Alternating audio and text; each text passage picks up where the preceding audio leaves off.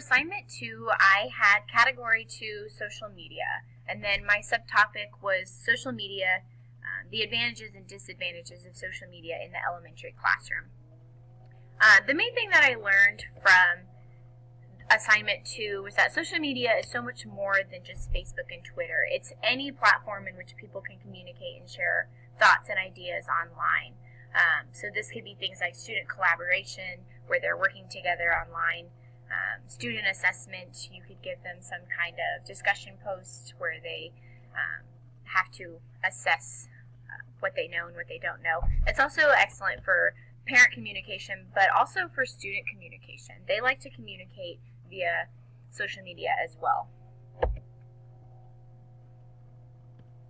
Some of the advantages that I talked about in my small research paper was student engagement is the biggest advantage for using social media in your classroom. Another advantage is improving communication. That's with parents and with students, and it also increases pretty good problem-solving skills. And of course, with advantages comes disadvantages.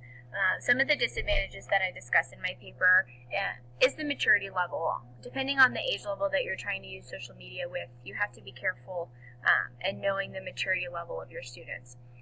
Using social media in the classroom can also possibly have some cyberbullying that comes with it, but if you're doing everything that you need to be doing as a teacher, then this can be monitored very easily. Another disadvantage that I experienced myself is district limitations. We have a firewall that blocks quite a few social media platforms, and there's ways around it, but you just have to prove that you're using it for education.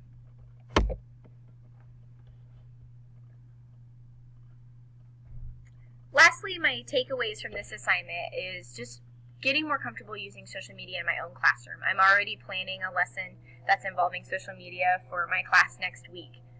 And then I already use the Remind app for communication, but it's just a refresher of knowing how excellent that communication tool is, not only for my classroom, but I use it for my volleyball team and their parents as well. This has been a great collaboration project. My partners took ideas and thoughts that I also had, but presented them in a way that saved us all time and research. We all just worked smarter and not harder, and it was a great experience.